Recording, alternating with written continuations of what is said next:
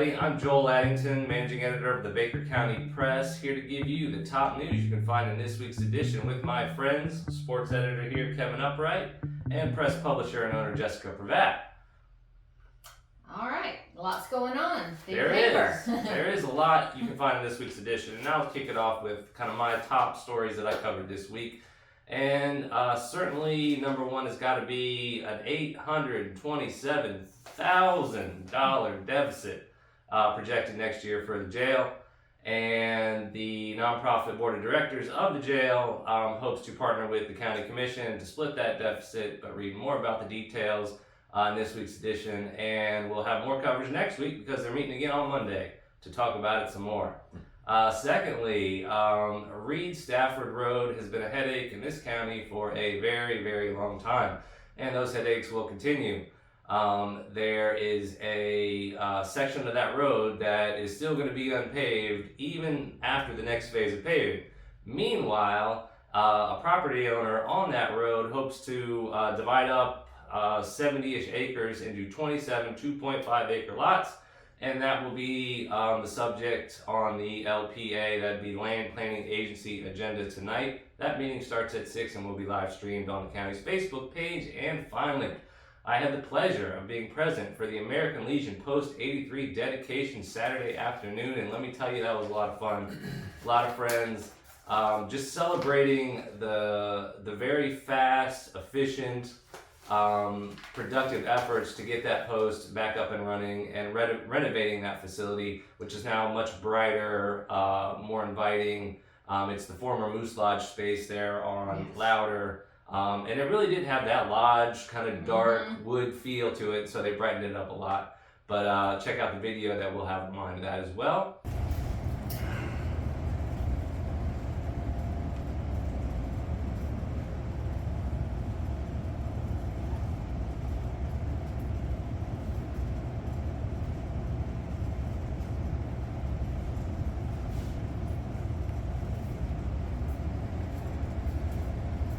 Till we meet again, let us remember our obligation to our country can be fulfilled only by the faithful performances of all duties and citizenship.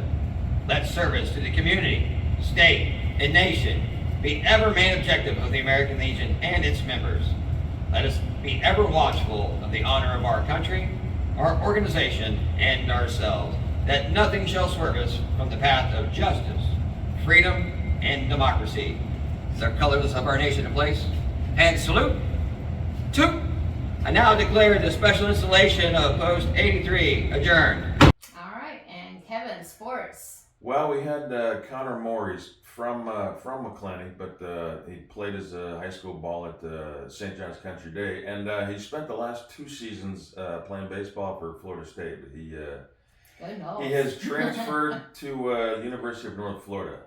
He said he just feels more comfortable there. He likes the coaching staff there, and at FSU he wasn't playing it as much as he wanted to at FSU, and he just felt like he wasn't one of their guys. And he just at UNF he's gonna have a fresh start, and hopefully things are gonna work out for him. We've also got the Baker County Fencing Club and Jeremy Moore. They're himself and his students doing quite well at some tournaments recently. They went to the Sunshine State Games in Alachua and came home with 5 medals. So including first place from Jeremy Moore himself, and his students did well also. They placed in some events, and the YMCA swimming, the Barracudas, they're already had some kids sign up and still didn't have a coach. So Garrison Fish stepped up, lifeguard. He's a Baker County High School graduate, and he's been a lifeguard at the pool, and he stepped up and he's a former Barracuda. And he's a former Barracuda. So there you go. Swam. Maybe they weren't the Barracudas at the time, but what was it? The Bullets. They were the Bullets for a while. Yeah. I think they were the Bullets before they were the Barracudas. But still, way to step up, Garrett. So, and he's never coached awesome. before, but he's enjoying it. So, he seems he's having fun. He's got a great personality. Working with the kids and so that's. He's doing well. And they've got meets going on now, so we'll have more coverage about there. Yeah, they've got the big year-end invitational coming up Wow. next weekend. So Summer's Awesome. almost gone. Yeah. That's Can't kind believe of it. terrifying. Summer's I going mean, quick, yeah. But there's a lot still going on this summer. yes, there's still a lot going on, and also in this week's edition, we are continuing our monthly first responder spotlight. This week is the detectives, but it's overall the investigative operations division. So this is victims advocate, this is crime scene analysts, detectives. It's definitely a group that kind of keeps a low profile. I don't think readers probably knew how many folks were in that division. Exactly. I mean, Yeah. they do so much that you don't really think about. But Exactly. I mean, after reading a bunch of their, the responses to why they do what they do and how much they enjoy it, you can tell they have a love for what they do. They Right. enjoy working in this community, the community that they live in. And as they were able to state, unlike a lot of deputies, because the deputies are on scene when it happens, Yeah, and then and then periodically they get called into court, but these detectives are on scene from beginning all the way to the end, and that gives them they get that completion hopefully on as many cases as possible. So it's a real interesting piece on the detectives division. Like I said, there's also the crime scene analyst in there, Jody, who we actually had a story about. Victims advocates. Yes, we had our freelancer Laura Briner did a story about Jody and Talia. So that's in this week's edition. And also, just to preview the big question everybody keeps repeatedly asking on social media, back to school. The Press's Back to School edition is coming out July 27th. July 27th. 7th. The last edition of July. Time, of course, this Back to School edition, as usual, has enrollments. It will have for all the schools, including the New Legacy Elementary. Usually they do homeroom teachers at middle school, and high schoolers, you go pick up your schedule. So we'll have that information, bus routes. If your child rides a bus, that will be in there. We'll have all the open house information, some school supply information. There'll be all the information in one place that you need. Still have 2 sponsorship spaces available. If anybody would be interested, you get a logo on the cover of it and a color ad inside. And will those papers be available on the 26th? Yes, it'll actually be available on the 26th. On newsstands, the 26th. So the papers come here to our office first. I hesitate to give a time because that's going to be a big paper. Yeah, but the printing schedule is going to be a little bit off that day. right, they may be running a little late, but usually by 9:30, quarter to 10, you can find the presses here at our office first.